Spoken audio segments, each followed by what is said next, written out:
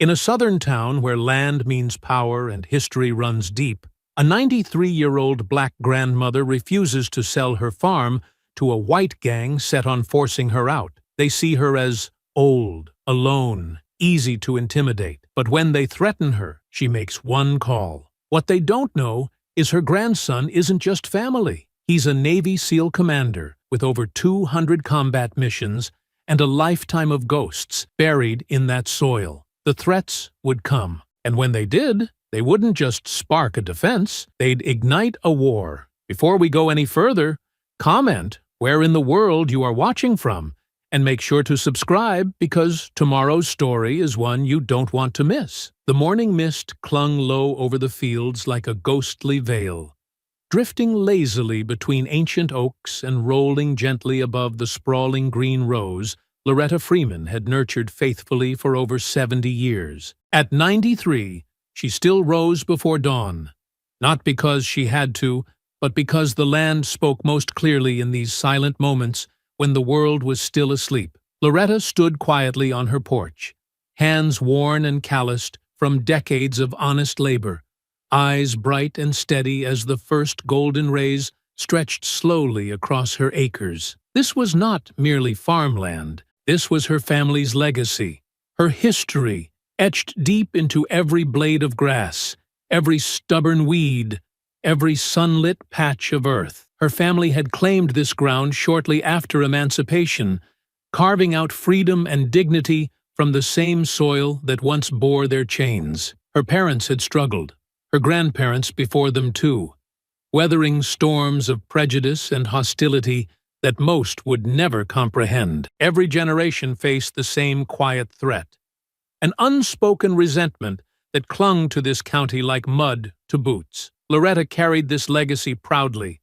her head held high even as her shoulders bore the invisible weight of history. In her small rural Louisiana town, racial tensions simmered quietly, hidden behind polite smiles, careful nods, and conversations that hushed too quickly when she entered a room. Loretta understood that beneath this quiet facade, bitterness lingered like smoke after a fire. The hatred here never completely vanished. It waited patiently, biding its time for another opportunity to ignite. Now, she felt that hatred creeping closer. She heard the unmistakable crunch of tires on gravel long before the sleek black truck appeared, kicking up clouds of dust on the long dirt driveway connecting her farmhouse to the world beyond. Loretta knew that vehicle. It belonged to Wyatt Graves, a man accustomed to bending others to his will. He stepped from his truck with practiced arrogance, his rugged face set in a casual, confident expression, dark eyes sharp as knives. Wyatt was younger, strong-built, and moved like someone accustomed to getting his way. But Loretta had faced men like him before, men who assumed they held power simply because they spoke louder or pushed harder. "Mornin', Ms. Loretta," Wyatt drawled, touching the brim of a hat he wore more for appearance than practicality. "Another beautiful day out here on all this land of yours. Too much land for just one old lady, don't you think?" Loretta stood tall, her gaze unwavering. "Land ain't got age or gender, Wyatt. It's just land, family land. And it ain't yours." Wyatt chuckled lightly, shaking his head. "Well now, Ms. Loretta, we've been through this. You know plenty well you'd do better to sell. Lot of folks here think it's time this place belonged to people who'll make better use of it. Folks who fit better.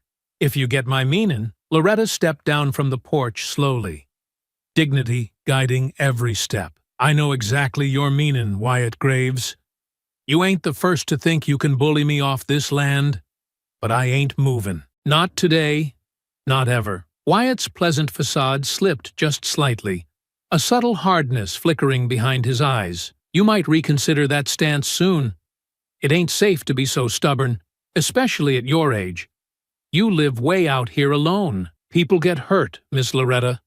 Accidents happen." Then, without breaking eye contact, Wyatt turned and walked toward the old scarecrow that had stood in Loretta's fields for decades. With one sudden, violent motion, he yanked it from the ground, dragged it closer to the porch, and propped it up against her steps. Reaching into his coat, he pulled out a matchbook, struck one, and set the scarecrow ablaze. Flames hissed and crackled as dry straw erupted, smoke curling into the quiet air. He didn't speak. He just watched the fire burn for a moment, then looked back at Loretta with a slow, crooked smile. Loretta's jaw tightened. She didn't blink, but the fire danced in her eyes. "You threatenin' me, Wyatt?" He smiled coldly. "No threats, Ms. Loretta. Just bein' neighborly. Would hate to see something unfortunate happen. Out here, help ain't always close by." Loretta's voice dropped, firm but steady. "My family's been protectin' this land since long before you were born. You think threats and your racist notions of who belongs where will scare me off? You're mistaken." Wyatt stepped closer, narrowing his eyes. "Careful with accusations, Ms. Loretta. Nobody mentioned race. I'm just sayin', there's folks in this county who won't stand forever for your attitude. One day soon, your stubbornness is gonna cost you, maybe cost you dearly." Loretta drew herself up, meeting his gaze fearlessly. "You go right ahead and do whatever it is you think you have to. But remember, this land's seen worse men than you try and fail." Wyatt hesitated, a flicker of uncertainty crossing his face at her defiance. He backed away slowly, masking discomfort with a smirk. "Suit yourself, but remember, old lady, pride never stopped bullets or fire. Your time is running out, whether you accept it or not." Without another word, Wyatt turned and climbed back into his truck, leaving Loretta standing unmoved as dust rose in his wake. She waited until the vehicle disappeared down the long driveway, then exhaled slowly, hands trembling slightly. With anger she refused to show in front of him. Quietly, she reached for her phone, dialing a familiar number quickly. The line connected instantly. "Isaiah," she said, voice steady but carrying urgency. "I need you home. Things here are worse than I thought. Wyatt Graves and his people, they're not just talk anymore." Thousands of miles away, Commander Isaiah Freeman paused mid-action, instantly alert. "Grandma," he said calmly, his voice focused and strong. "I'll be there as fast as I can. Stay safe. No one's taken our home." Loretta pocketed the phone and gazed out across her land, illuminated now by full daylight, her heart filled with a quiet strength, knowing the challenges ahead might be fierce, even dangerous, but she would never yield an inch. She had fought and won before. This time would be no different. Commander Isaiah Freeman stood motionless inside a small, dilapidated building in a village whose name wouldn't appear on any map back home. Outside, explosions echoed distantly, flashes punctuating the pre-dawn darkness. Dust and smoke hung thick in the air, muffling distant shouts and the occasional burst of gunfire. Despite the chaos surrounding him, Isaiah's breathing remained steady, his mind sharply focused. Beside him crouched Dante "Doc" Harris, Isaiah's most trusted friend and teammate, eyes scanning the perimeter through the narrow crack of a boarded window. Doc glanced briefly toward Isaiah, reading instantly the subtle tension tightening his friend's jaw. "What's wrong, Commander?" Doc whispered softly, barely audible above the distant explosions. Isaiah hesitated, fingers briefly gripping the satellite phone that had just delivered Loretta's urgent call from home. "It's my grandma," he finally said, voice low, betraying nothing but controlled intensity. "Trouble at home. It's serious." Doc nodded solemnly, instantly understanding. "Say the word, and I'm with you." Isaiah gave a quick, decisive nod, and then pressed the comm at his ear. "Echo 1, this is Freeman. Extraction point confirmed. Mission accomplished. We're pulling out." "Copy, Freeman. Extract inbound.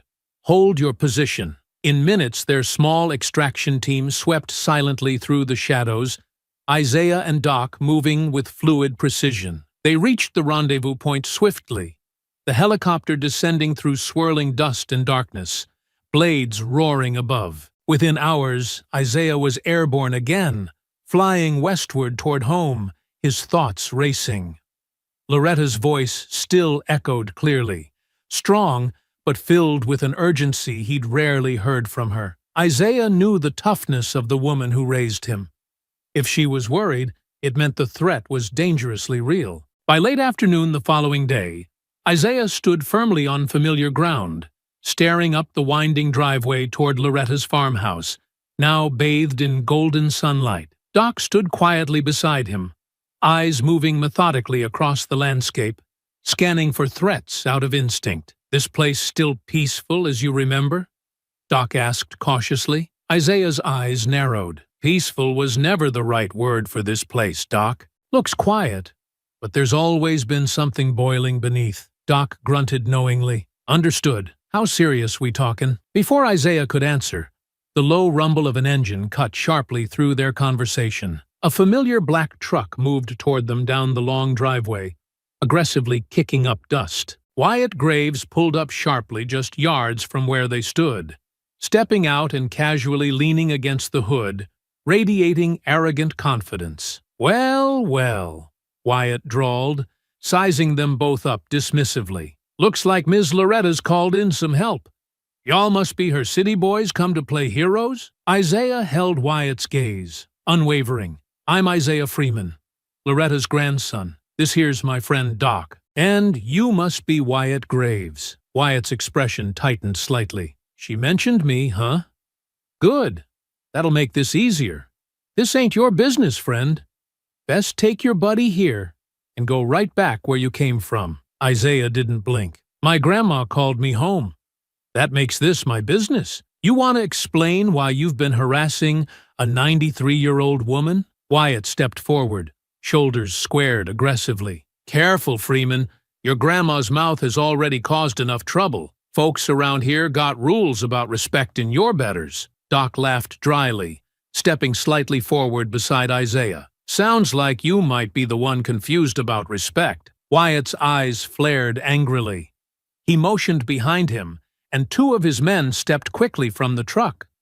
All three approached confidently, certain their numbers would intimidate the newcomers. "You city boys might think you're tough," Wyatt sneered, "but down here, we settle things differently. Maybe it's time someone taught you some manners." Wyatt lunged forward suddenly, throwing a punch aimed directly at Isaiah's jaw, fully expecting it to land. Isaiah smoothly sidestepped, countering swiftly with trained precision, his fist connecting sharply with Wyatt's ribs, sending him staggering backward in shock. Wyatt gasped, eyes wide with stunned confusion and rage. He rushed Isaiah again, swinging wildly. Isaiah dodged effortlessly, strategically blocking and landing precise strikes that visibly weakened Wyatt's resolve. Nearby, Doc faced the other two men, calmly stepping into their attacks, deflecting punches fluidly, his movements practiced and decisive. One thug tried grabbing Doc, but quickly found himself flipped hard onto his back, dust rising around him. The second man landed a solid hit against Doc's jaw, momentarily stunning him. But Doc quickly regained composure, retaliating swiftly, delivering a punishing blow to the man's stomach, dropping him to his knees. Wyatt, breathing heavily, faced Isaiah again, this time approaching warily, anger overshadowed by hesitation. Isaiah stood confidently, his stance steady. Wyatt's knuckles tightened as he squared up once more, the confident swagger now stripped from his face. Dust clung to his boots, and a fresh bruise swelled along his ribs, where Isaiah had landed a clean strike moments before. The other two men were still struggling to regain their footing, but Wyatt wasn't ready to retreat. Not yet. He hadn't come here to lose a fight to a man he assumed was soft from city life, especially not a black man standing between him and what he believed was his. "You think you can come back here and play protector?" Wyatt spat, circling slowly. "You think you're better than us?" Isaiah didn't answer. He watched Wyatt's posture, the way his right shoulder dropped ever so slightly before each swing. That weakness was a signal. He was favoring his side now, likely cracked a rib. Isaiah waited, let him burn his energy. Wyatt lunged again, more cautious this time, trying to feint left and catch Isaiah with a hook. but Isaiah read it easily, blocking low and stepping inside the punch to counter with an elbow straight to Wyatt's sternum. The blow forced a grunt from deep in Wyatt's chest. He staggered back, gasping for air. But before Isaiah could follow through, one of the thugs lunged in from the side, catching Isaiah with a heavy swing to the back of the neck. Isaiah dropped to one knee, vision flashing white for half a second. The hit heavier than expected. The man followed up, trying to tackle him fully. But Isaiah spun low, hooking his attacker's ankle and twisting sharply. The man hit the ground hard, landing awkwardly on his shoulder with a yell of pain. "Get up!" Wyatt roared to his men. "Put him down!" Doc, just steps away, was locked in a rough grapple with the other thug. Both men slick with sweat and dust. The thug landed a punch to Doc's ribs, making him wince, but Doc leaned into the pain, twisting the man's wrist until he screamed and dropped to his knees. Doc didn't hesitate. He drove a knee into the man's jaw, clean and fast, sending him collapsing into the dirt. But before Doc could exhale, Wyatt's first man, the one Isaiah had just tripped, scrambled up with a metal pipe ripped from the side of Wyatt's truck. He swung it blindly at Doc, grazing the side of his arm. The impact split skin, blood slicking Doc's sleeve. Doc turned sharply, eyes flaring. Not with panic, but with precision. He pivoted, stepped inside the next swing, and drove his fist into the man's throat with practiced control. The thug dropped the pipe, choking, stumbling back with wide, gasping eyes. Isaiah was back on his feet now, facing Wyatt again. This time, Wyatt had drawn a folding knife, the blade glinting in the sun as it snapped open. "I told you," Wyatt growled, chest heaving. "I ain't playing." Isaiah's stance shifted, hands lowered, his tone colder than before. "Then stop talking." Wyatt came at him in a flash, slashing low, fast and dirty. But Isaiah had seen it before. Dozens of times in tighter corners, worse places, under fire. He pivoted, catching Wyatt's wrist mid-swing, redirecting the momentum, then driving his own elbow into Wyatt's face. The sound of bone hitting bone cracked through the air. Wyatt dropped the knife, blood streaming from his nose. Isaiah didn't stop. He grabbed Wyatt by the front of his shirt, spun him, and slammed him hard against the hood of his own truck. "You brought this on yourself," Isaiah said, through gritted teeth, pinning Wyatt's face to the metal. "You walk into a fight not knowing who you're dealing with.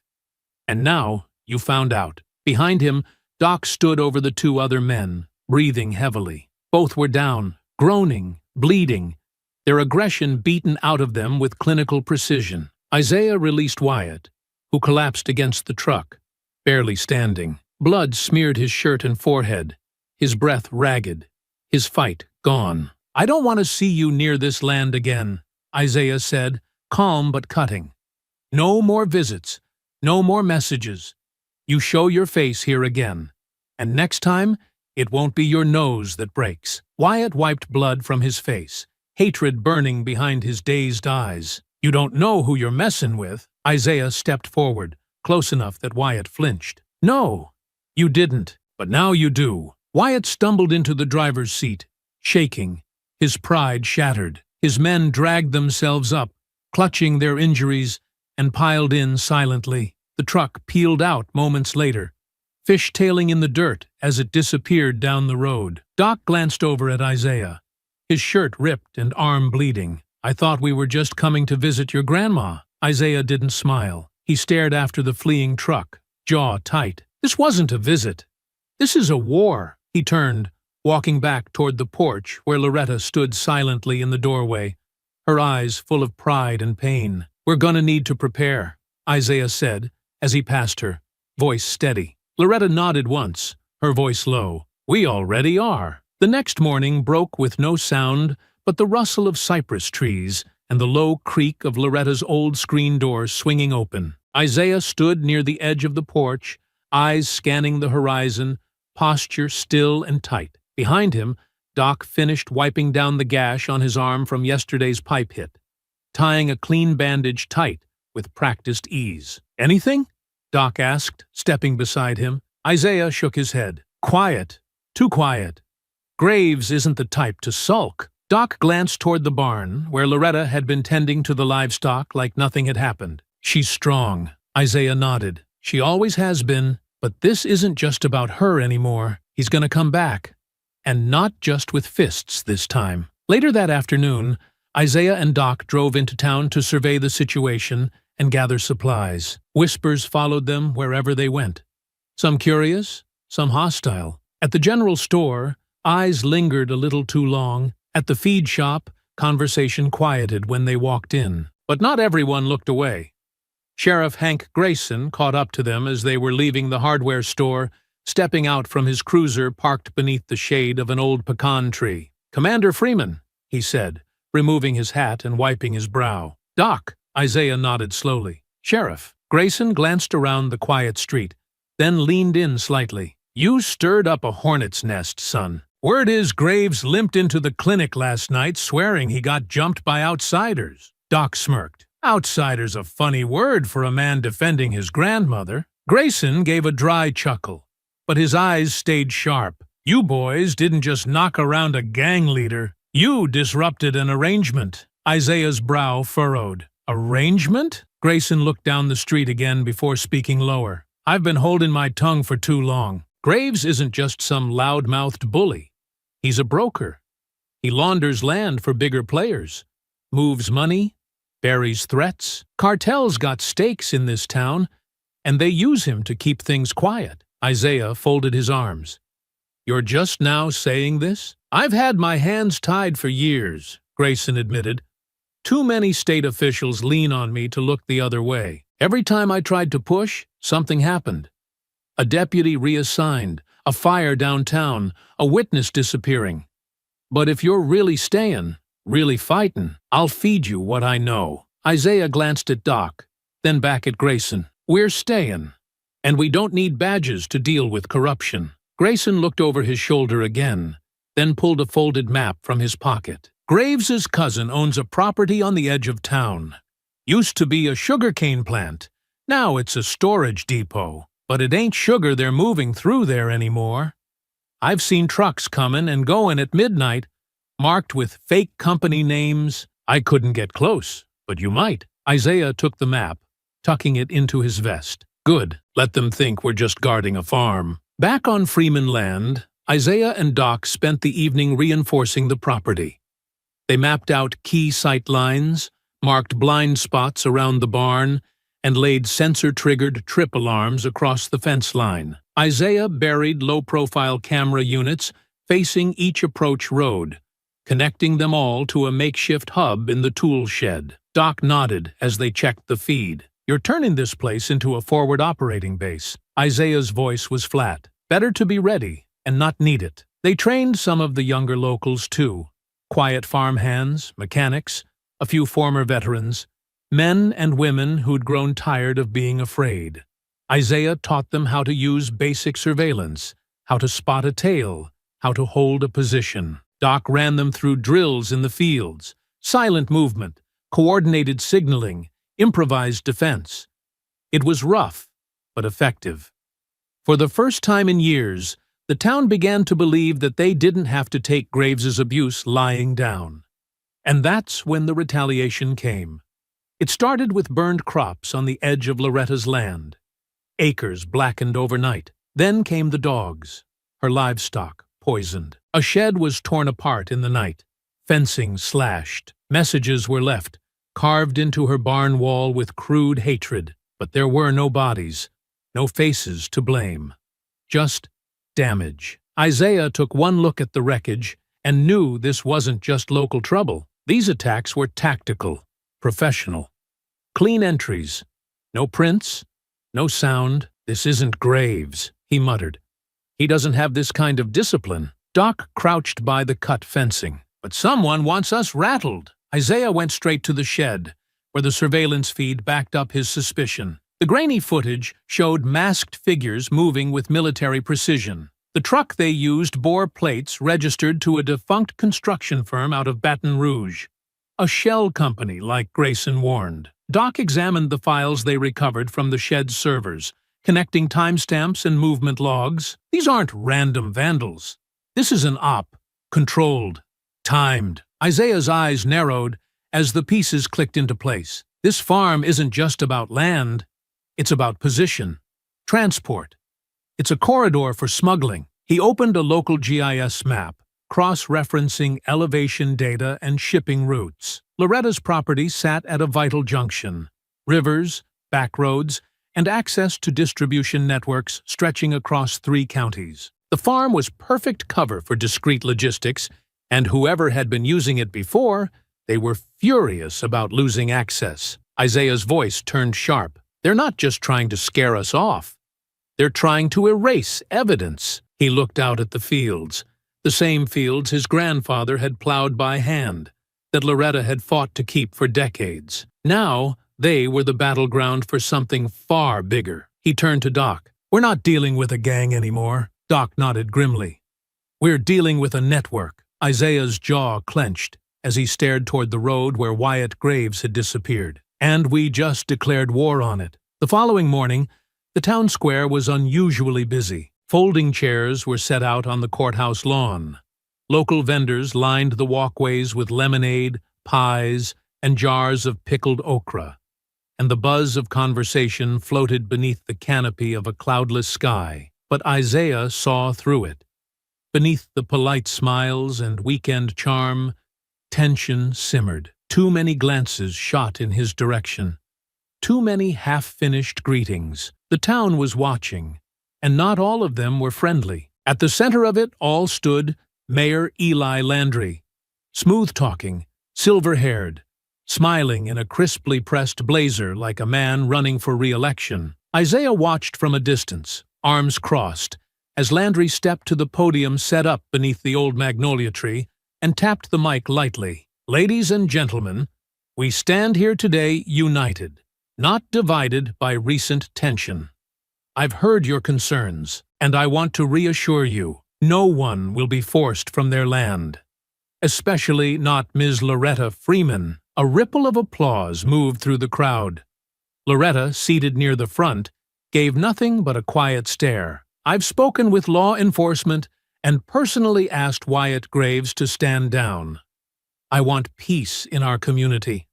I want respect for our elders, our traditions, and our future. And anyone threatening that peace will be dealt with swiftly and fairly. Doc leaned in toward Isaiah without shifting his gaze. He's greasing the wheels. Isaiah's voice barely moved. He's building cover. When Landry stepped off the podium, he made a deliberate pass by Loretta's row, offering a small smile and handshake. His eyes flicked briefly toward Isaiah. Briefly, but enough. It wasn't courtesy. It was a warning. Boise that night, under a moonless sky, Isaiah and Doc moved like shadows through the dense edge of pine and sugarcane just outside of Miller's Hollow, the old sugarcane plantation that Sheriff Grayson had warned them about. On paper, the property had been abandoned for over a decade, officially listed as an agricultural loss after a flood wiped out the fields. But according to Grayson, it hadn't stayed empty. Trucks came and went at odd hours, always unmarked, always careful. Isaiah set up a surveillance rig just beyond the tree line. Motion sensors and night vision cameras tucked into the brush. They waited in silence as crickets sang around them, and the occasional owl cut through the dark with a lonely cry. At 2:17 a.m., headlights crept up the dirt path. A black box truck, no logos, no plates, rolled smoothly through the old iron gate, which opened without a driver stepping out. Isaiah raised his camera and snapped clean stills. Doc watched through binoculars, recording timestamps. They're not growing sugar anymore, Doc muttered. No, Isaiah said. They're moving weight. Crates, unmarked. Probably drugs, weapons, or both. Doc scanned the perimeter. Think Landry knows? Isaiah zoomed in on the truck's cab. He doesn't just know, he's tied to it. By morning, Isaiah was walking into City Hall, calm but deliberate. He moved through the lobby with purpose, bypassing the receptionist with a short nod. Landry's office door was open. He stepped inside. Mayor Eli Landry was standing by the window, sipping from a white mug. "Commander Freeman," he said without turning. "To what do I owe the pleasure?" Isaiah didn't stop moving. "Why was Wyatt Graves in your office 2 nights ago?" Landry turned slowly, his smile polished. "Wyatt's a concerned citizen. Passionate, maybe a little dramatic." Isaiah stood squarely across from him. "He's a cartel puppet, and you're pulling strings on both ends." Landry's smile didn't waver. "Now that's a dangerous accusation, son. I've stood by this town for over 20 years. From behind a desk while it rots," Isaiah snapped. "The sugarcane depot at Miller's Hollow. Your name's on the title through 3 different shell companies. We have trucks on video. We know the routes. You think you can pacify this town with handshakes and speeches while laundering for traffickers?" Landry set the mug down slowly. "You have no idea the forces you're playing with. You're just a soldier, Commander. You follow orders. You don't understand what keeps towns like this from collapsing." Isaiah leaned forward, voice low. "Towns like this don't collapse. They get gutted from the inside by men like you." Landry's smile thinned. "Be careful, Isaiah. Your name might carry weight in the military, but around here, you're just a man out of place. This isn't a battlefield. It's politics." Isaiah's gaze didn't move. "Then you're about to find out what happens when politics runs into a man trained for war." Back at the farm, Isaiah gathered Doc and Sheriff Grayson in the shed, the surveillance footage playing back on a dusty screen. They tracked every truck's movement, documented every face, every crate, every license plate. Grayson handed over a thumb drive with old tax records, shell company transfers, land grants, donations linked to cartel fronts, all tied back to Eli Landry. "He's not just turning a blind eye," Grayson muttered. "He's the one lighting the fuse." Doc scanned through the video logs. "They've got a window. Saturday night, Route 12, clear by Saturday. It's all over these texts." Isaiah nodded. "We set the trap." They spent the next 2 days prepping the land like a forward base. Trip wires, pressure alarms, flares rigged to motion sensors, and silent alert feeds synced through portable monitors. They leaked false intel through whisper networks that a back trail off Freeman land was unguarded. Prime for moving product out before the feds caught on. Saturday night came quietly, too quietly. Then, like clockwork, 4 trucks, masked men, same unmarked vehicles. They breached the west fence line fast, like they'd done it before. Isaiah and Doc lay in wait inside the barn loft, scoped in, calm and still. Sheriff Grayson was hidden near the tree line, body cam live, a drone circling overhead. Then Graves stepped from the first truck, armed, confident, ready to finish what he started. Isaiah waited until every piece was in place. Then the floodlights roared to life, flooding the field in white-hot brilliance. The masked men froze. The trap snapped shut. Isaiah and Doc descended like ghosts. Tactical, brutal, clean. Within minutes, half of Graves's crew was down or restrained. The others scattered, only to be corralled by Grayson's team hiding in the dark. Isaiah took Graves down himself, pinning him in the dirt with a knee to the back and a fist gripping the collar of his shirt. "Who gave the order, Wyatt?" Graves groaned. "You're dead, Freeman. You don't know who you're messing with." Isaiah slammed him down again, dust rising from the impact. "Who gave the order?" Graves finally looked up, breath ragged. "Landry! Landry gave it all." Isaiah stood slowly, heart pounding but face unreadable. The lies, the parades, the speeches.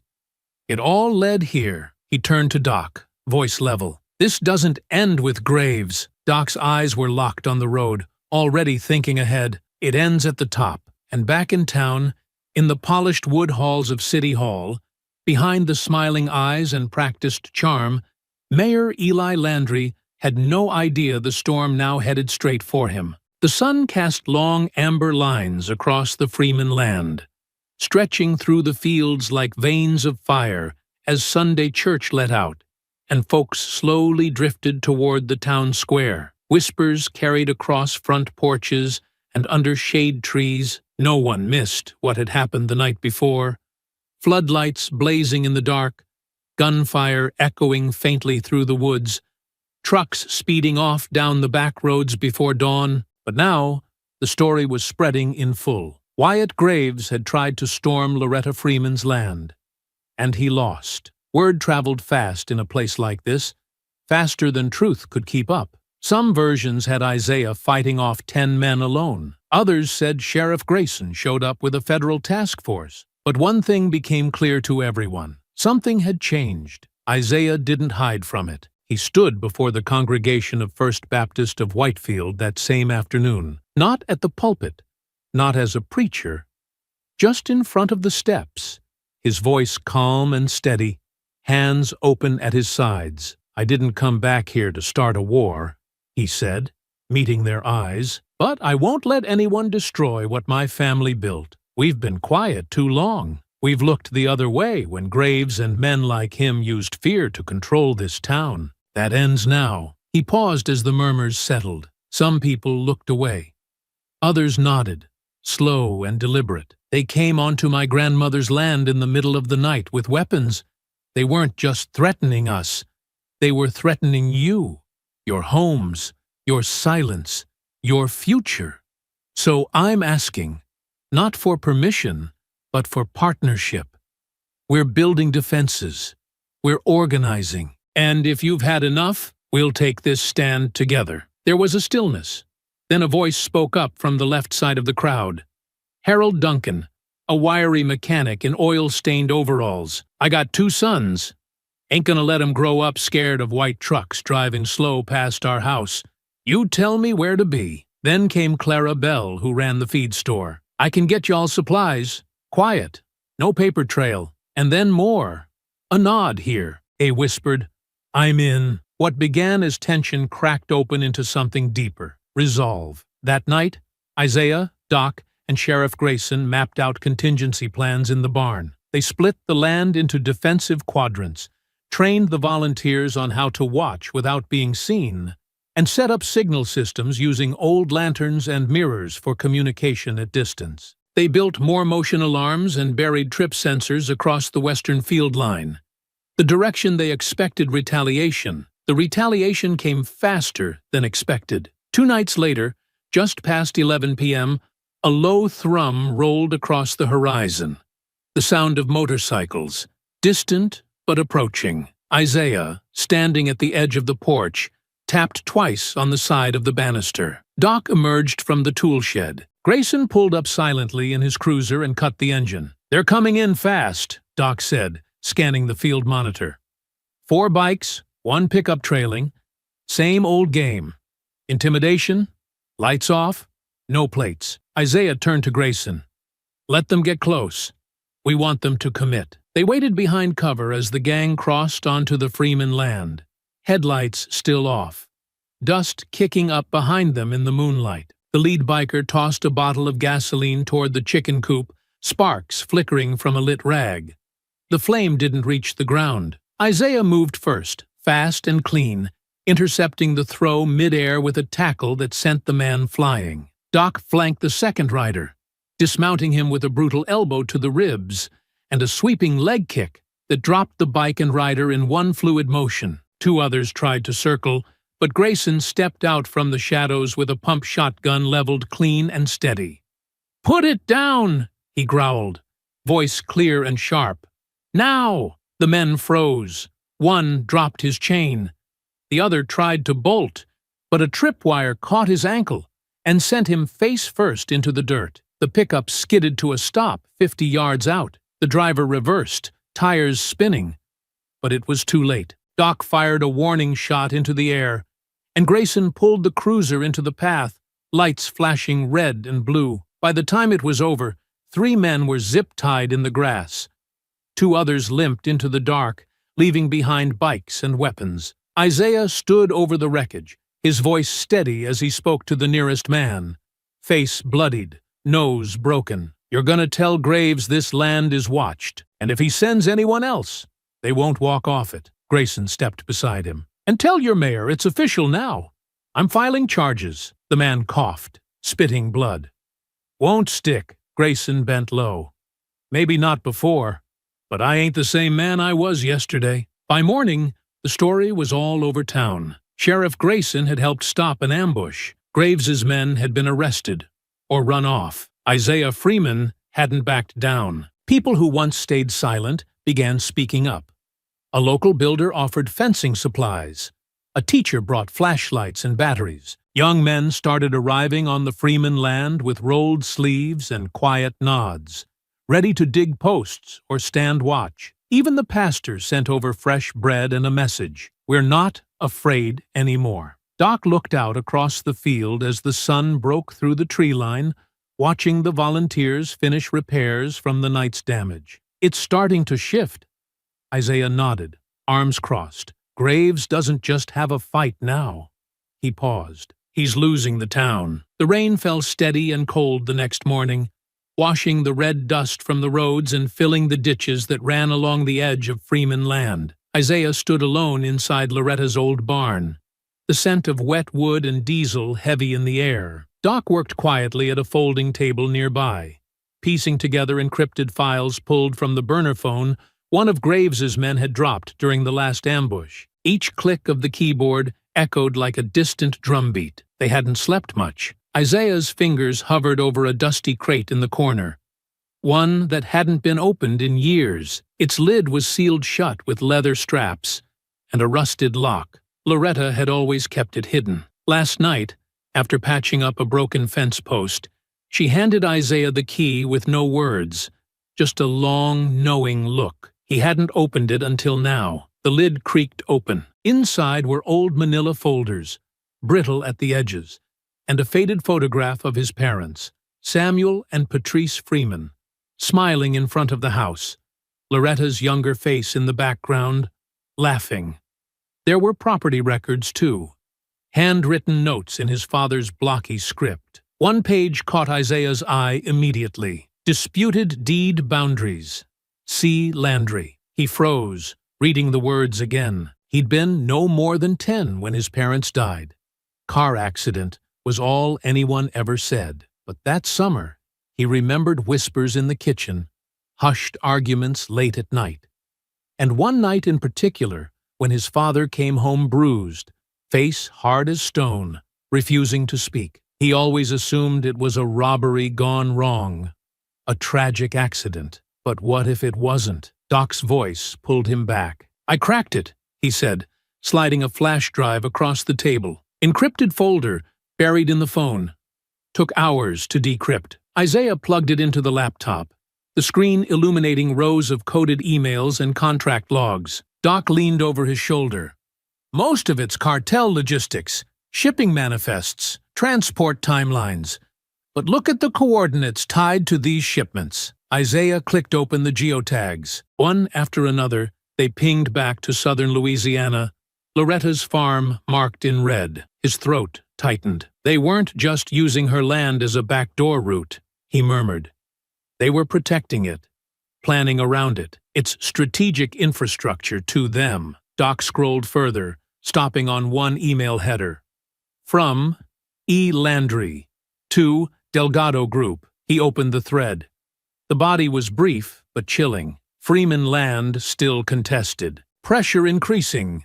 Recommend escalation before next quarter. Isaiah stared at the screen, heart pounding. Delgado Group was a known cartel shell used for laundering, cover operations, and political influence. Landry had been communicating directly. Escalation wasn't a reaction. It was a long-planned decision. Doc exhaled, jaw clenched. Landry's in this deep, state-level deep. Isaiah backed away from the desk slowly, fists clenched at his sides. "They've been circling this land since before I was born." "Your parents," Doc said quietly. "What if they knew? What if that's why?" Isaiah didn't answer.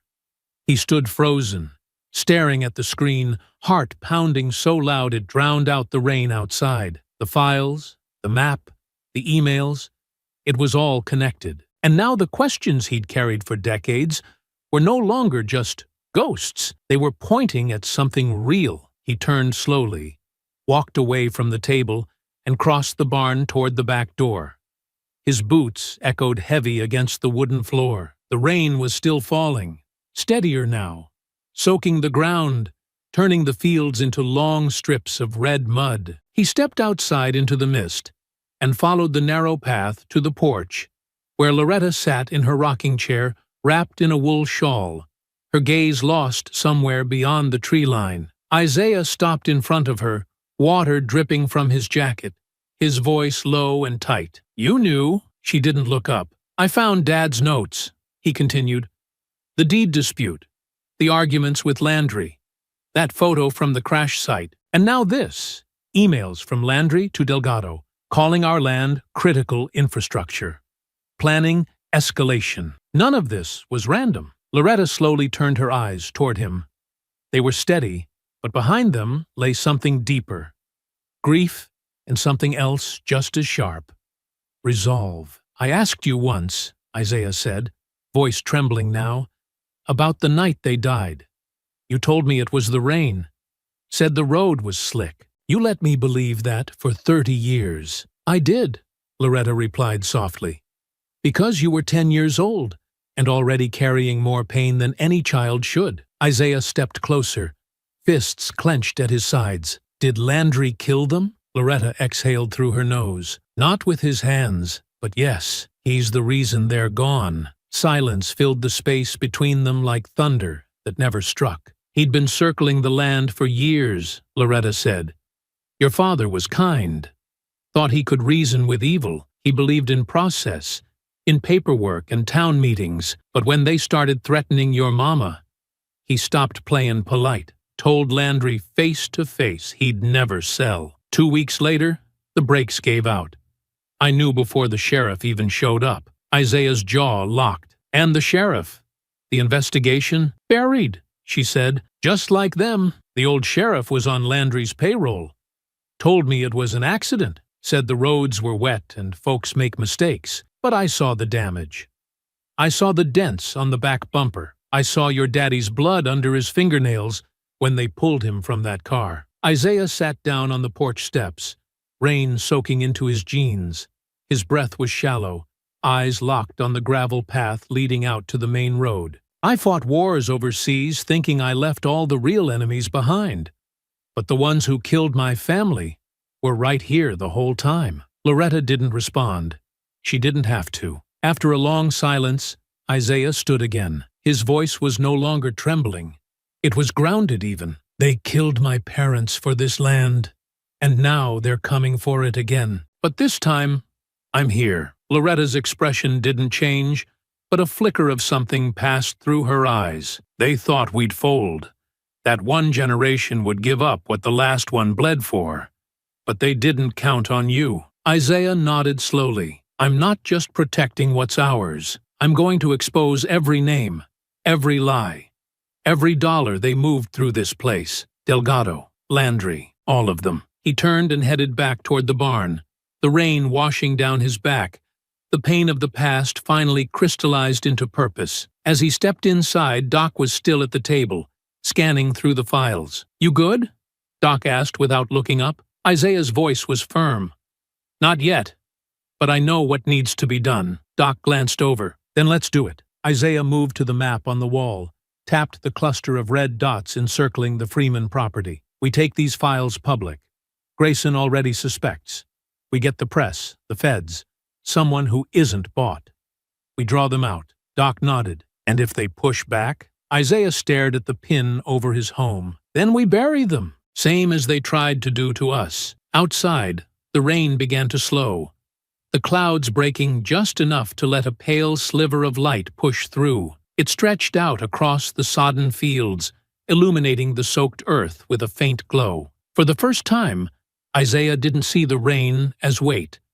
He saw it as cleansing. And what came next would be the storm they didn't see coming. Night fell thick over Freeman land like a heavy curtain, swallowing the last traces of pale dusk. The air had gone still, unnaturally quiet. No wind rustling the pines, no crickets singing in the brush. Even the livestock huddled close to the barn, uneasy, noses twitching at something they couldn't name. Isaiah sensed it too. He stood on the front porch beside Doc, eyes narrowed toward the woods. "They're coming," he said quietly. Doc didn't ask how he knew. How many? Enough to make a statement, Isaiah replied. But not enough to win. Doc cracked his knuckles and checked the sidearm on his hip. Time to make 'em regret showing up. Moments later, the first shot rang out. A single crack from the tree line near the north fence. It wasn't aimed to kill, it was meant to scatter. Then came the roar of engines. 2 trucks burst through the lower field gate, lights off, barreling through rows of crops, crushing soil and stalks beneath thick tires. Isaiah moved fast, signaling with 2 sharp hand gestures. Floodlights surged on around the barn, casting stark shadows across the open yard, just as masked men began spilling out of the trucks. They came with bats, pipes, machetes, expecting fear, chaos. Instead, they got fire. Isaiah dropped the first 2 with clean shots from the upper loft, 1 to the leg, 1 through the shoulder. Doc moved like a ghost, flanking from the barn's west side, sweeping the legs out from one attacker before driving a boot into his chest and yanking the next to the ground by the collar. They fought without waste. No yelling, no panic. Every move was a lesson in precision, but the numbers kept coming. A Molotov flew from the second truck and shattered against the edge of the shed, fire licking up the wooden siding. Doc grabbed the emergency hose and doused it quickly, but the damage was done. The air filled with smoke and the metallic tang of burning oil. "They're trying to force us out!" Doc shouted over the crackle. "Corner us!" Isaiah checked the advancing figures in the tree line. "They want us to chase. Let's give them what they want." He and Doc dropped back from the open yard, retreating toward the swamp line behind the property. An area they had pre-mapped and booby-trapped days ago. They disappeared into the shadows just as Graves's men charged the porch. But no one was there. The woods welcomed Isaiah and Doc like old comrades. Dark, wet, unforgiving. They slipped through the cypress and knotted roots, moving in silence, heads low, bodies fluid. Motion sensors clipped to trees pinged softly in Isaiah's ear, marking movement behind them. "They're splitting into 2 teams," Doc whispered, "trying to flush us into the basin." Isaiah smirked.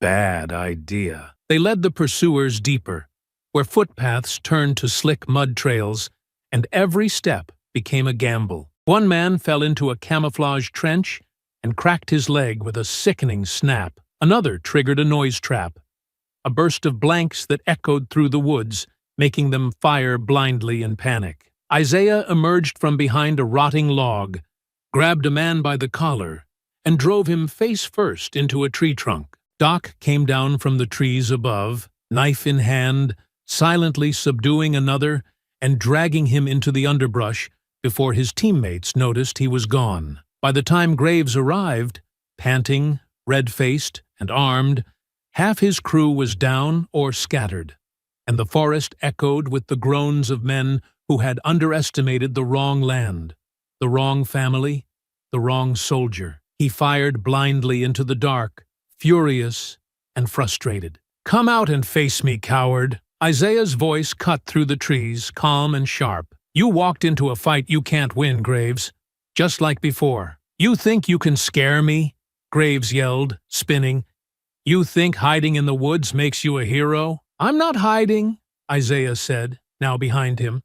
"I'm hunting." Graves whipped around, but too late. Isaiah struck with a brutal forearm to the side of the head, knocking him off balance. The 2 men crashed into the mud, trading punches, raw, close, personal. Graves fought like a man with nothing left, wild and dirty, landing a hard elbow to Isaiah's temple. Isaiah staggered but recovered, slamming Graves down and locking his knee across his chest. "I should finish this right here," Isaiah growled, breath sharp. "For my parents.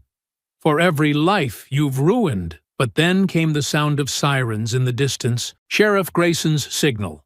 Backup, finally coming. Flashlights began to pierce through the forest as deputies moved in. Isaiah stood, leaving Graves coughing in the mud. "You're not worth the bullet." Doc emerged nearby, bruised and muddy but standing strong. "Looks like the town heard the noise." Isaiah nodded. Good. Let them see him like this. Let them see what's really running this town. As the deputies cuffed Graves and loaded his bleeding men into the backs of trucks, the townspeople began to gather along the edge of the property, drawn by the commotion, the smoke, the fire. They saw the damage to the barn, the blood in the fields. But more importantly, they saw who had fought back and won. Loretta stood in her doorway, watching it all with quiet defiance, arms folded, eyes locked on the trail of red and blue lights winding down the road. Graves, head down and bleeding, was shoved into the back of a cruiser. He didn't speak. He didn't look up. The dawn after the ambush was gray and bitter, the kind of sky that refused to warm. Smoke from the scorched shed still hung low over the Freeman fields, mixing with the morning fog as Isaiah sat in the barn's back office, staring at lines of data on his laptop screen. His knuckles were scraped raw, and his temples throbbed from the fight the night before. But none of it compared to the tight coil forming in his chest now. He had spent most of the night cross-referencing data from Delgado's encrypted network with regional law enforcement archives, records Grayson had once claimed were lost, sealed, or simply didn't exist. But Isaiah wasn't using a normal login. He had patched through a backdoor still buried in the state's internal system, something he and Doc had used on overseas black site recoveries. What he found chilled him. There, buried beneath years of tampered logs and doctored crash reports, was an internal memo dated 2 weeks before his parents' deaths. Subject: Samuel Freeman. Surveillance initiated. Recommend coercive asset involvement. The memo had been signed by a local official under pressure from a regional enforcement liaison, and that liaison was listed as Sheriff H. Grayson. Isaiah leaned back in his chair, fists clenching at his sides. Every muscle in his body stiffened as the name blinked back at him from the screen. Grayson, the man who had claimed to be tired of corruption, the man who helped them set traps, the man who had shown up with backup after the farm ambush. Isaiah had let him in, trusted him, believed he was part of the solution, but he had been part of it from the very beginning. Doc stepped into the barn, wiping his hands with a rag. Got the south perimeter reset. That trip line held better than I thought. What's wrong? Isaiah turned the screen toward him. Doc leaned over, reading, then went still. No, he said flatly. Grayson? Isaiah nodded once, jaw tight. He didn't just look the other way. He signed the order. He was the contact coordinating pressure against my dad. He buried the investigation afterward. Doc blinked slowly. He said he couldn't get anyone to listen. Said he lost people trying to push back. He lied. Isaiah said coldly. He's been lying for decades. Isaiah didn't wait.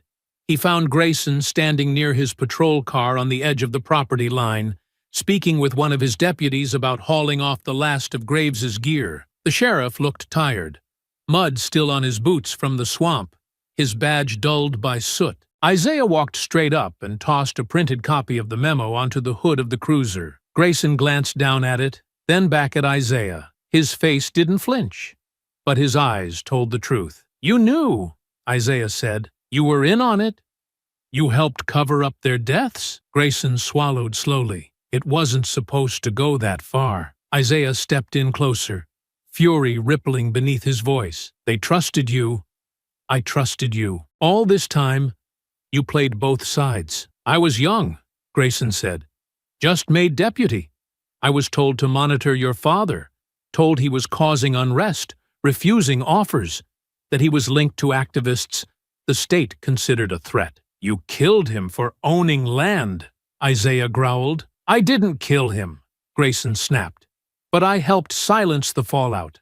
I signed the reports, looked the other way. I did what I was told. By who? Isaiah demanded. Grayson hesitated, then glanced toward town. Landry didn't start this. He's just the latest steward. Orders came from Baton Rouge, State Business Council, real estate trusts tied to oil and rail. They saw your family as an obstacle. Isaiah's voice hardened. So you became the obstacle instead. Grayson's shoulders sagged. I was a coward, and by the time I saw what they really were, It was too late. I stayed in the role because I thought I could undo it from the inside, keep it from getting worse. Isaiah stared at him for a long moment, the weight of betrayal sitting like lead in his chest. "You don't get to clean your conscience on my soil," he said. "You want to help now? Fine, but don't ever think I forgive you." Grayson nodded slowly. "I won't ask you to." Isaiah turned and walked away, the printed memo still fluttering in the breeze behind him. Doc waited by the barn, eyes unreadable. "Well?" he asked. Isaiah exhaled sharply. "He admits it. Says it was bigger than him, that it still is." Doc looked toward town. "Then we make it smaller." Isaiah nodded. "We burn the rest down. No more lies, no more layers." The betrayal cut deep, but it sharpened his focus. The rot ran wider than he imagined. But now he had names, proof, and clarity. The cartel wanted silence, but Isaiah had found his voice, and they were going to hear it. The wind was sharp that afternoon, rattling the windows of the tool shed where Isaiah sat alone, his elbows resting on the edge of Loretta's old writing desk. The light filtering in through the high window fell across a series of newly decrypted files laid out in front of him. Documents that had taken days to sort through, buried under layers of cartel proxies, fake real estate trusts, and political donation trails. But now they told a story. And it wasn't the one he expected.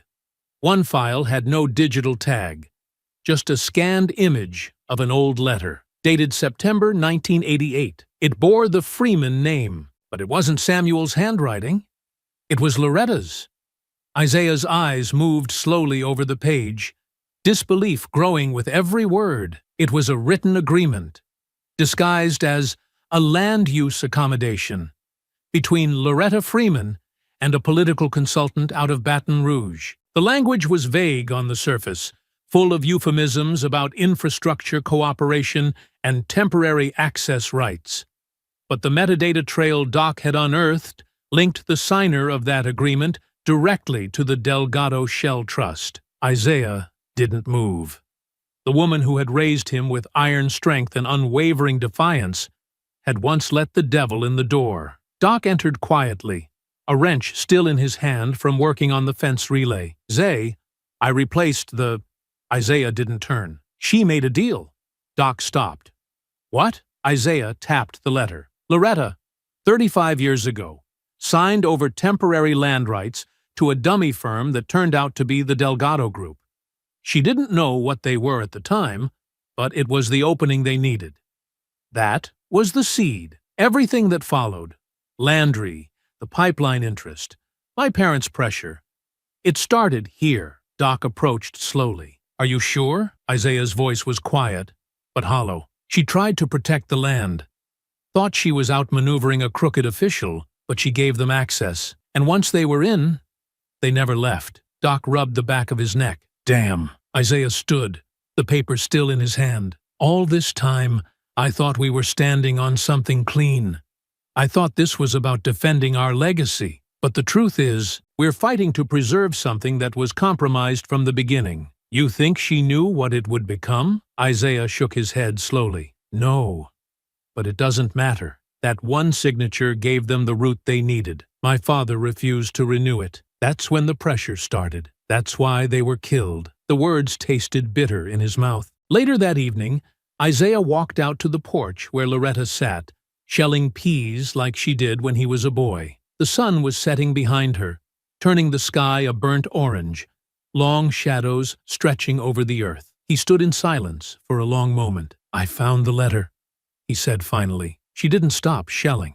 I figured you might. You made a deal." She nodded once. "I did." "Why?" Loretta looked up at him, eyes glassy but firm. "Because they were gonna take it anyway." Isaiah's brow furrowed. "You didn't think to tell my father?" "I did," she said. "He was furious. Said I gave the devil a foothold, and maybe I did. But I was tired, Isaiah. I had 2 sons, a sick husband, and men coming to our door every week with briefcases full of paper and quiet threats in their voices."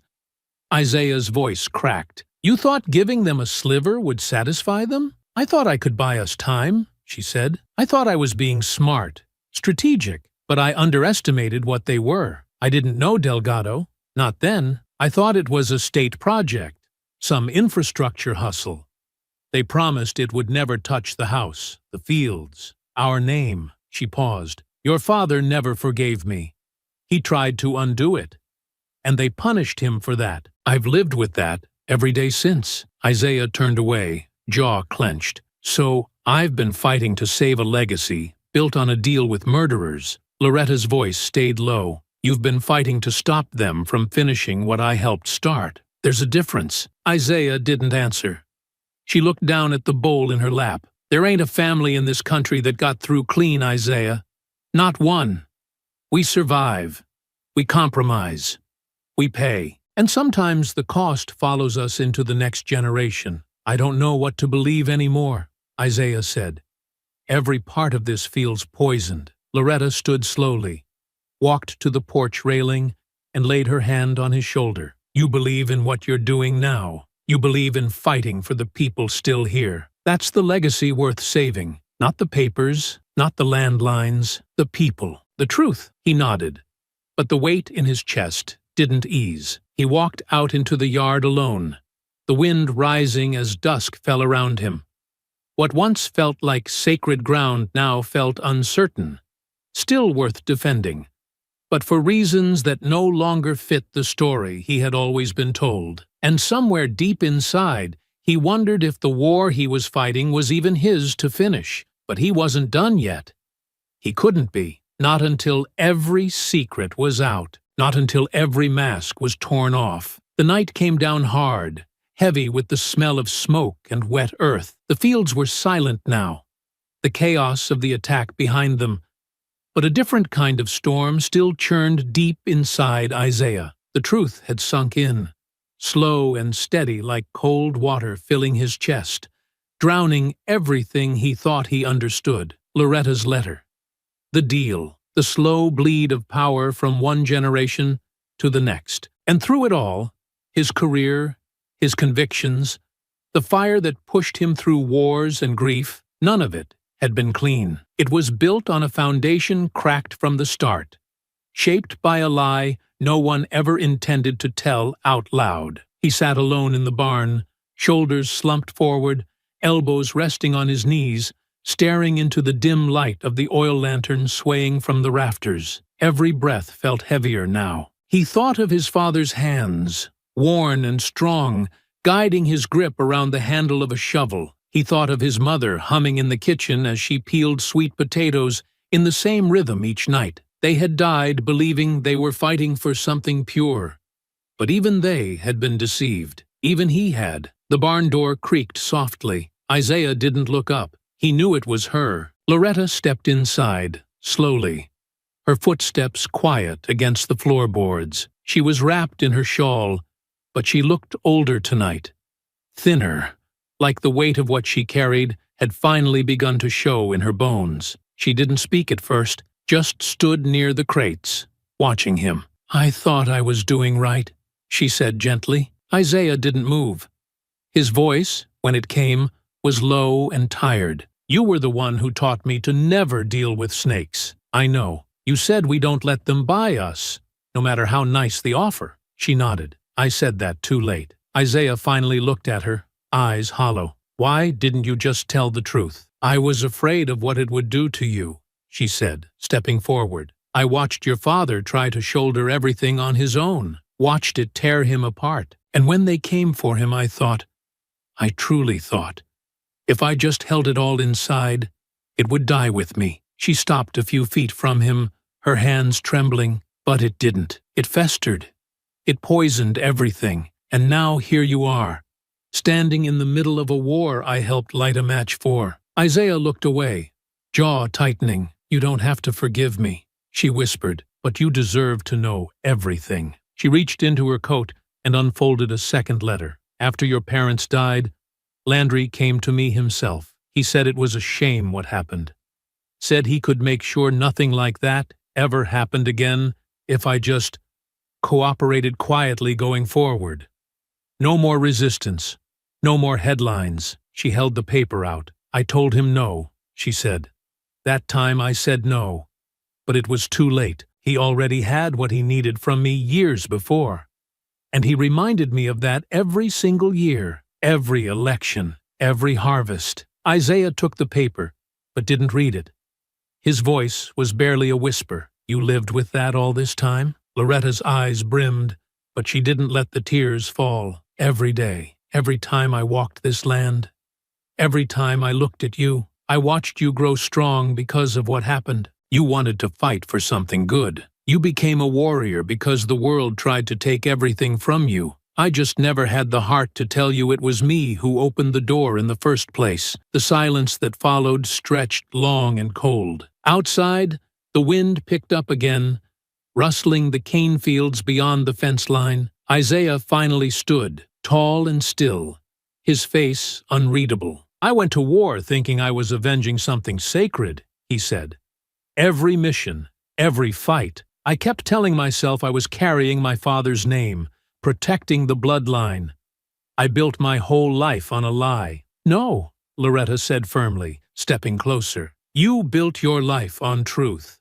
The truth of who you are, of what this land means, of why it matters. The lie was mine, not yours. But everything you became, that came from you." Isaiah's breath caught. His chest heaved once, and for a moment he looked like a boy again. Tired, confused, furious, and wounded. "I needed you to be clean," he said. "I needed at least one thing in this fight, to be pure." "I'm not pure," she said. "I'm just a woman who tried to save what she loved, and failed in ways I couldn't see till it was too late." She reached for his hand. He let her. "But I never stopped loving you," she said. "Never stopped praying that you'd come back, that maybe, by standing your ground, you'd do what I couldn't, finish what your father tried to begin." Isaiah looked down at their hands, calloused against wrinkled, the weight of generations pressed into that one touch. He could have pulled away. He didn't. He let the silence sit between them a while longer, letting the grief and shame and disappointment rise like a tide, and then pass. What had been broken couldn't be undone. But maybe, just maybe, it could still be repaired. "I forgive you," he said softly. Loretta inhaled sharply, lips parting. Isaiah held her gaze. "Not because I understand it, not because it's easy, but because I have to. If I carry this anger into the fight ahead, it'll eat me alive." He stepped back, squared his shoulders. "You did what you thought would protect the family. So did Dad. So did Mom. And now it's my turn." Loretta nodded slowly, her voice hoarse. "And you're doing it right." Isaiah turned to the door, but paused. "No more secrets. From here on out, we fight together." Loretta wiped her eyes and gave a small smile. Together. That night, under a darkening sky that bled softly into shades of ash and violet, Isaiah stood at the edge of the Freeman field, his boots pressed into the damp earth that had been fought for, bled on, and finally reclaimed.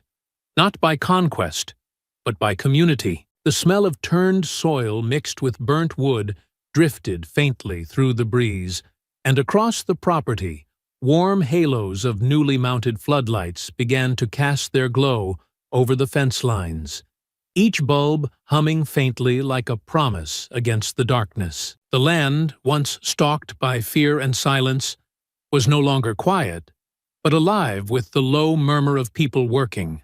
Not hired hands, not strangers, but neighbors who had finally decided that enough was enough. Doc moved steadily near the southern fence, his shirt damp with sweat, and his sleeves rolled up past the elbows as he worked beside two young men from town, their hands blistered and dirty, but moving with clear purpose as they laid fresh sensor lines across the softened earth. Further up the trail, a pair of old-timers from the church carried scrap beams salvaged from the half-collapsed shed, their laughter rising briefly through the cool air as they shared some half-remembered story about cottonmouths and stubborn mules from a time long gone. The sight struck Isaiah not with sentiment, but with something quieter, something rooted deeper than relief. It wasn't just rebuilding.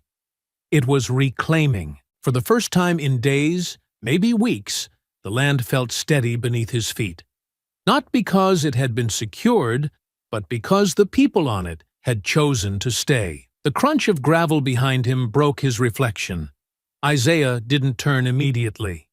He knew the gate. Sheriff Grayson approached slowly, his hat in one hand and a sealed envelope in the other, his uniform dusty from travel, his boots coated in red clay. There was no ceremony in his steps, no swagger, just a quiet weight behind the movement of a man who had seen too much and said too little for far too long. Grayson stopped a few feet away, clearing his throat once, and extended the envelope without lifting his eyes. "I've been holding on to this longer than I should have," he said. "Didn't know how to look you in the face after what came to light, but you were right to keep pressing." Isaiah took the envelope, the thick paper cool in his fingers, and studied it before tucking it beneath his arm. He didn't say anything. Not yet. There was still too much inside him to be spoken casually. Grayson nodded, as if he understood. "It's everything I could gather without drawing attention to myself. Bank records, property transfers, shadow account numbers, campaign donors. All of them traced to Delgado through proxies and shell groups. Names you'll recognize, and a few you won't. But they all tie back to this town. It's all in there." Isaiah finally met his eyes, searching for something behind the older man's weathered expression. "Why now?" Grayson exhaled slowly, his shoulders sagging a little. "Because I'm tired of being a coward. Because watching you fight with no armor but truth made me realize I've been wearing a badge without honor for too damn long. And maybe this won't fix what I did back then, but it's a start." Isaiah didn't offer forgiveness. Not in words, not yet. But he didn't refuse the file either. And that was enough for now. As Grayson turned to walk back toward his cruiser, Isaiah made his way across the field, past the men repairing the eastern gate and the women organizing supplies by the barn. Every face he passed nodded in silent recognition. Not as a soldier, not even as Loretta Freeman's grandson, but as a man who had chosen to stay and see this fight through to its bitter, righteous end. Inside the barn, the air was warm with the scent of pine and metal, the kind of blend that reminded Isaiah of simpler days repairing tractors beside his father, back when the world still made sense in pieces and bolts. He spread the contents of the envelope across the workbench beneath the overhead lamp. The documents were dense, some in legal jargon, others in plain language, but together they painted a clear picture. Delgado hadn't just infiltrated the town, they had embedded themselves into the infrastructure of the state. The same companies pressuring Loretta decades ago now sat on advisory boards, controlled logistics routes, funded politicians, and bought silence by the acre.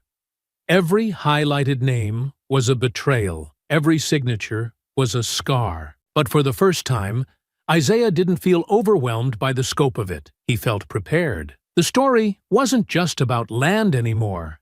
It was about legacy, what his family had endured, what his father had tried to fight quietly, and what Isaiah now carried forward with clarity. The files were the weapon now, not his fists, not his rank, not the decades of tactical training he had gathered across continents. These papers, cold, irrefutable truth, had the power to collapse an empire if delivered to the right hands. He thought back to that long conversation with Loretta, her voice trembling with guilt, her eyes never breaking from his as she finally admitted the part she played. Her mistake had set things in motion. His parents' defiance had cost them their lives, and his own life, his entire career, had been shaped not by some noble call to arms, but by pain, by a wound carved deep into the earth that no one had ever bothered to close. And yet, in the face of that revelation, he hadn't walked away. He had chosen to stay. Because the legacy wasn't a perfect past. It was the fight for a better future. Not a sanitized version of history, but a reclaimed one. Honest, messy, painful, and still worth holding on to. It was courage passed through generations, not in perfection, but in resilience.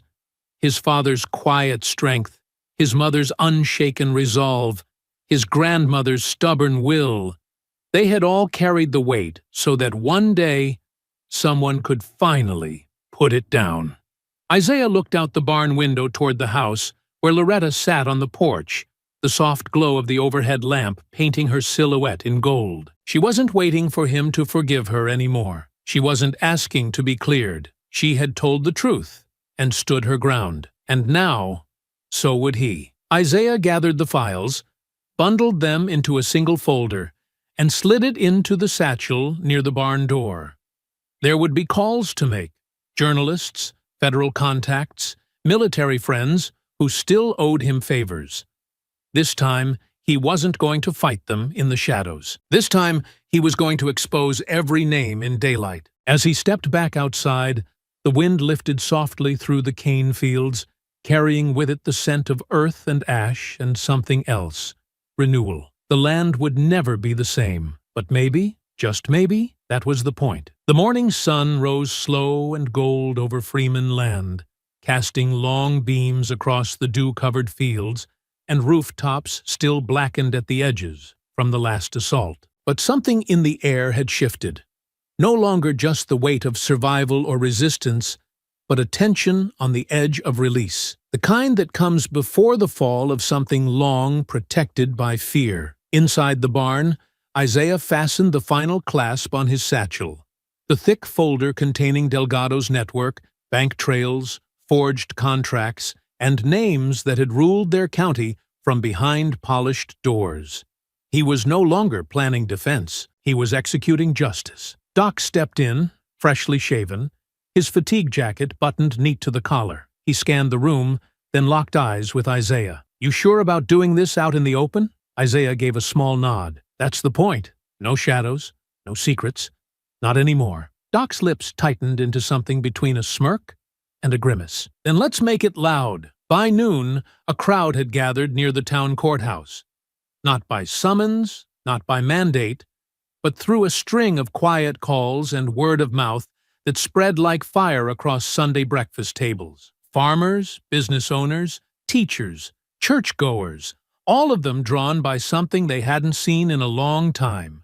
Accountability on the horizon. Grayson stood on the steps in full uniform, flanked by two deputies who weren't bought, weren't buried, and weren't afraid to follow a sheriff who had finally stepped out from under his own mistakes. At exactly 12:15 p.m., Isaiah stepped forward onto the courthouse steps.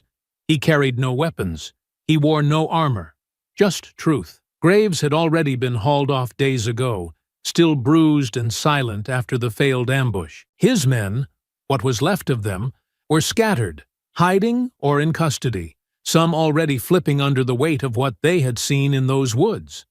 But Isaiah wasn't here for the foot soldiers. He was here for the man still smiling at ribbon cuttings and charity luncheons.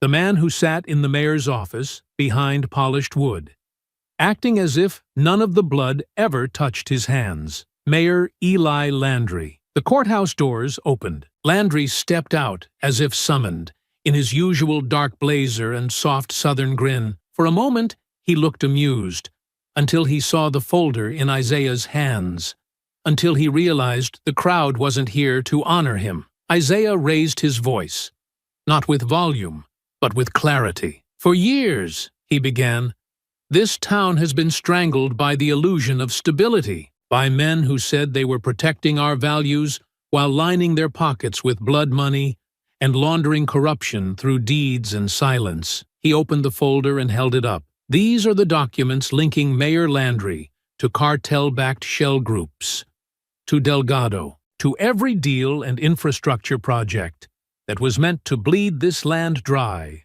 while we were too afraid or too tired to fight back." Gasps moved through the crowd like wind through leaves. Landry stepped forward, chuckling nervously. "Now, hold on. These are baseless accusations from a man with a personal grudge." Sheriff Grayson stepped beside Isaiah and raised his hand. "These documents have already been submitted to the State Attorney General's office, the FBI, and 3 federal journalists. Bank accounts are frozen as of this morning. Warrants are being prepared as we speak." The crowd was silent now, watching, waiting. Isaiah stepped closer to Landry, his voice steady. "You killed my parents with a pen, not directly, But you set the chain in motion. You leveraged fear, paid for silence, and tried to erase a family because we wouldn't bow. And now, the town that watched quietly is watching you." Landry's mask cracked. He turned to Grayson. "You think this absolves you? You helped me cover half of this, and I'll stand trial if I have to," Grayson interrupted. "But I'm not hiding anymore." The mayor looked at the crowd, his smile gone, his voice rising. "You all really going to believe this? This man came back with a soldier's rage and a vendetta. This is vigilante garbage." But no one spoke for him. No one stepped forward, because no one believed him anymore. Loretta arrived late, walking slow but upright, flanked by two of the oldest neighbors on either side. Her eyes met Landry's for a moment, and he looked away first. Grayson stepped forward and read the charges aloud. Abuse of public office, conspiracy, obstruction, laundering, and racketeering. One by one, each word a nail in a coffin that had waited decades to close. And when the deputies moved, Landry didn't fight. He didn't shout.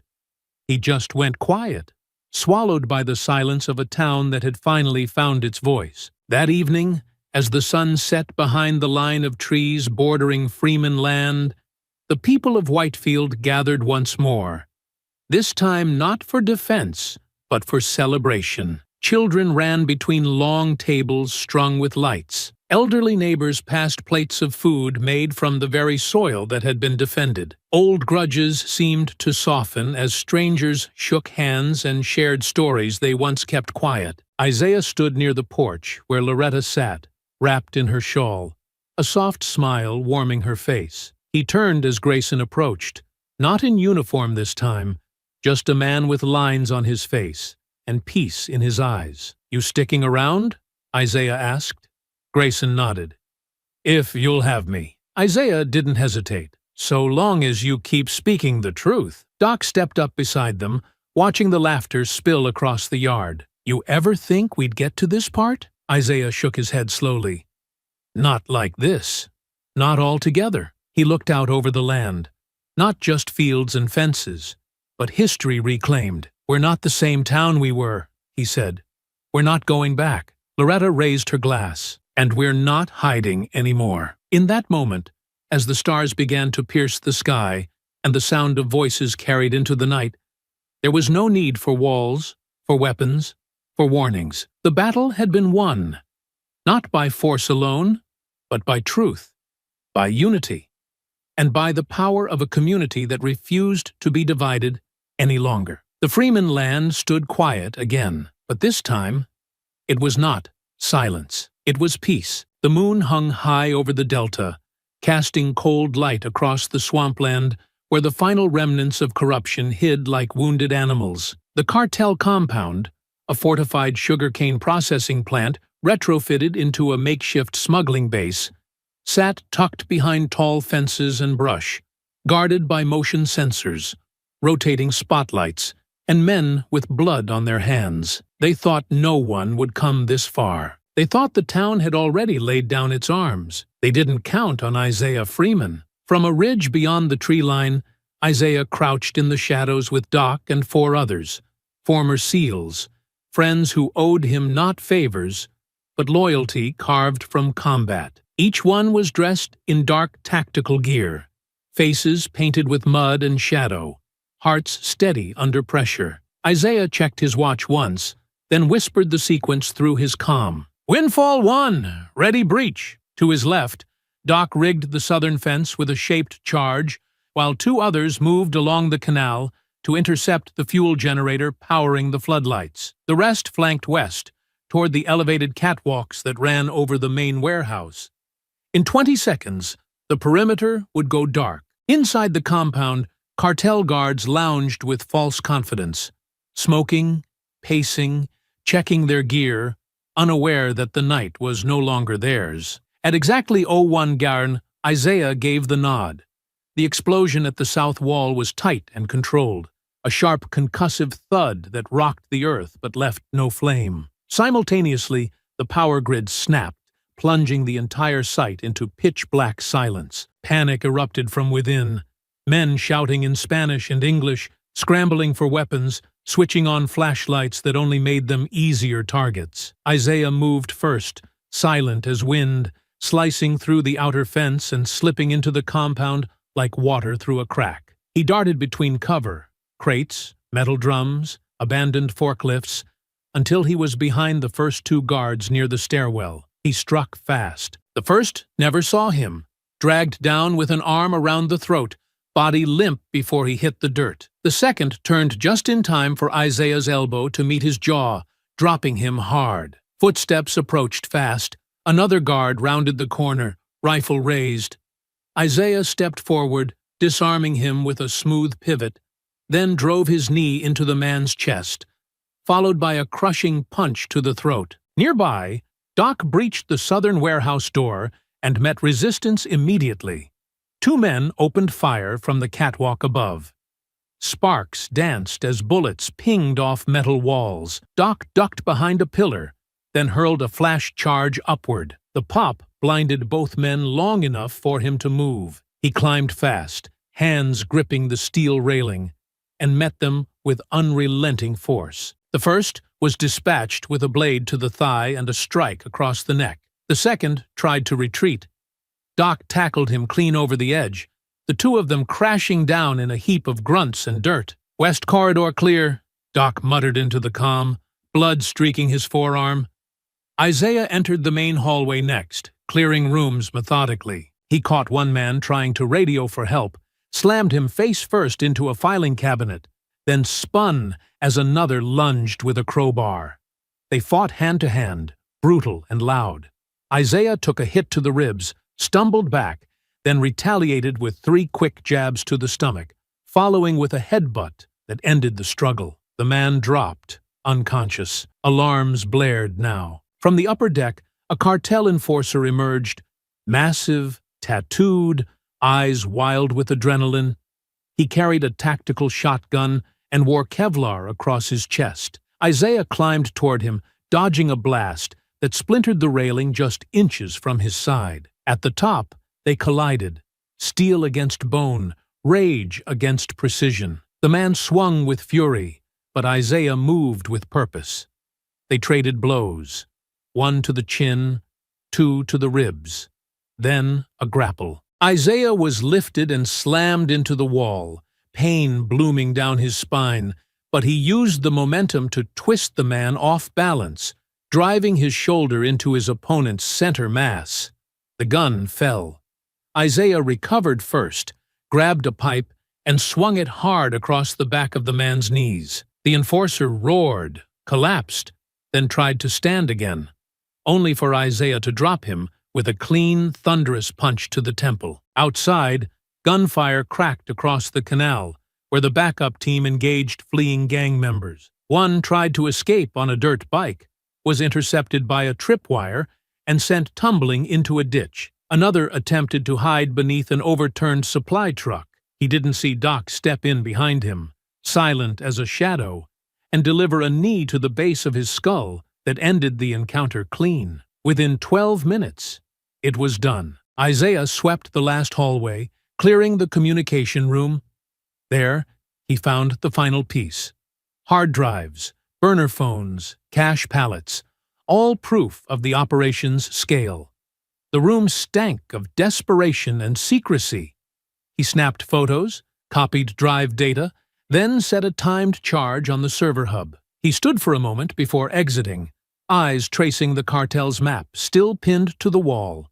Routes, payoffs, coded names. This was the heart of it. And now, it would be ash. Minutes later, the compound burned, contained, controlled, but final.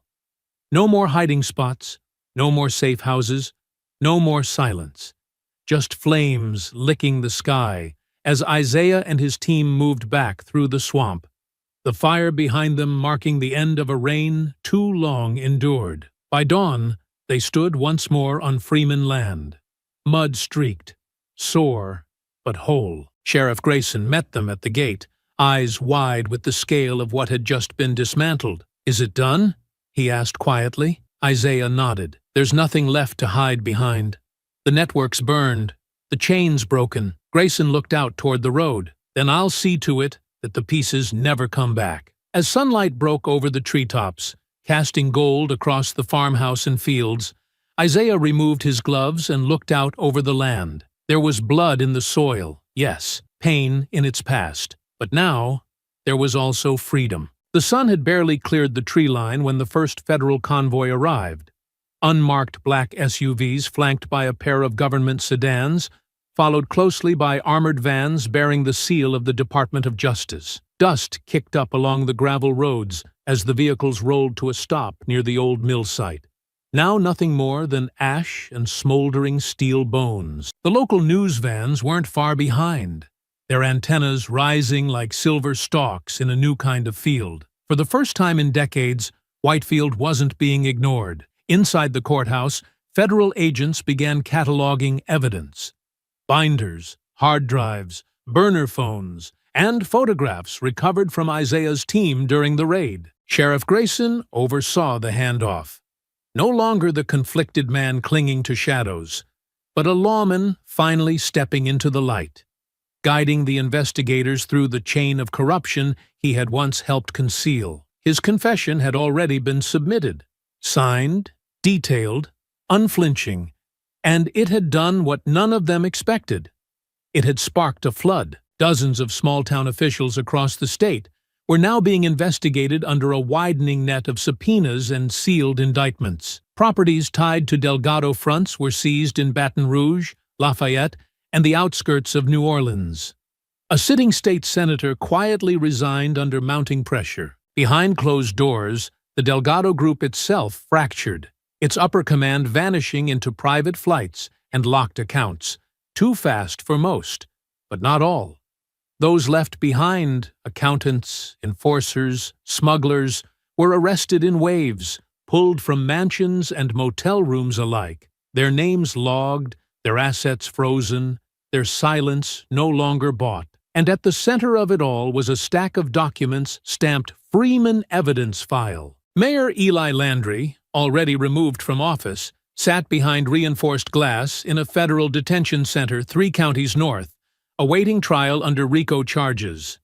His public defenders had made noise about political persecution, but the weight of the evidence was too overwhelming, too clean, too detailed. Wire transfers, recorded calls, signed contracts, all tracing back to the moment he helped orchestrate the death of Samuel and Patrice Freeman. He refused to speak Isaiah's name. Even now, stripped of power and title, he still clung to his delusion of control. But control was gone. Wyatt Graves sat in a separate facility, cut off from his contacts, disavowed by Delgado, reduced to a name on a docket no one would defend. He tried to cut a deal early on, offering up supply chains, regional handlers, backdoor communication methods, but what little he knew had already been burned in Isaiah's raid. His information was stale, his leverage gone, and so he sat.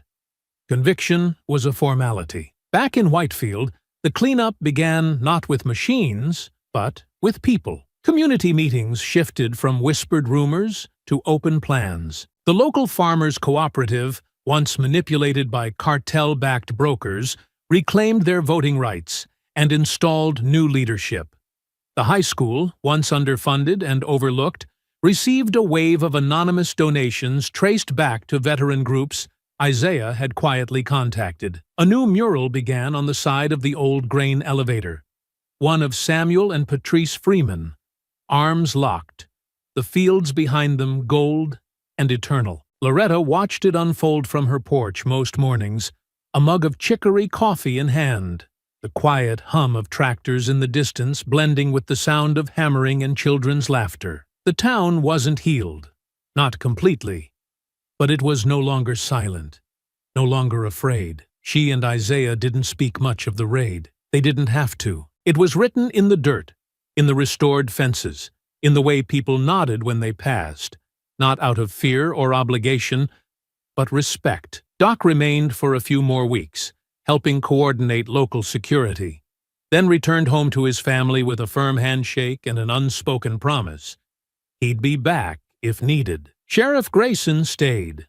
He made no speeches, just worked, rebuilding trust brick by brick, attending town halls, admitting to what he'd done, answering hard questions without hiding behind a badge. Some forgave, some didn't, but none could deny he was doing the work. As for Isaiah, he returned to the fields, not to escape, but to anchor himself. He walked the rows his father once walked, hands brushing over cane and cotton.